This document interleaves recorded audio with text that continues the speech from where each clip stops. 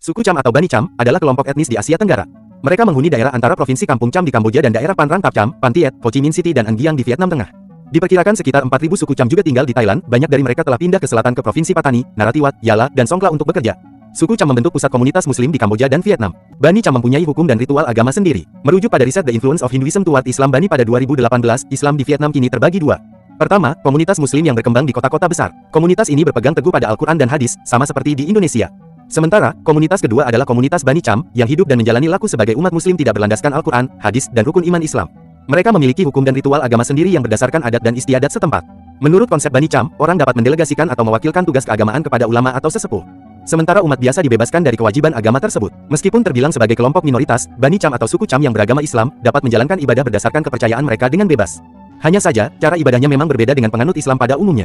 Punya pandangan Ramadan yang berbeda. Berdasarkan riset Batrung berjudul Bani Islam Cham in Vietnam 2008, Bani Cham menganggap Ramadan adalah bulan yang ditujukan bagi para pemimpin spiritual untuk menimba ilmu dan upacara kelulusan pemimpin-pemimpin baru.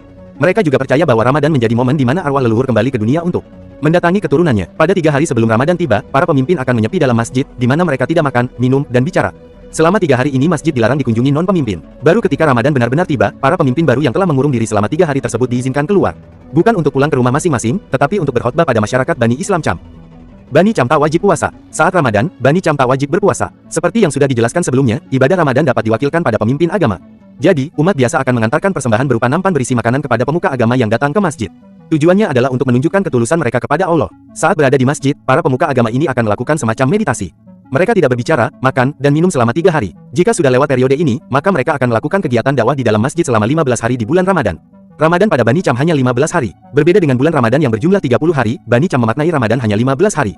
Ini karena dalam kalender Bani Cham, Ramadan terbagi dalam 2 fase yang masing-masing berdurasi selama 15 hari. Pada fase pertama yang disebut Bingun, meskipun tidak diwajibkan puasa, Bani Cham dilarang makan daging dan melakukan penguburan. Sementara pada fase kedua yang disebut Klam, Bani Cham akan menyelenggarakan upacara agama di masjid.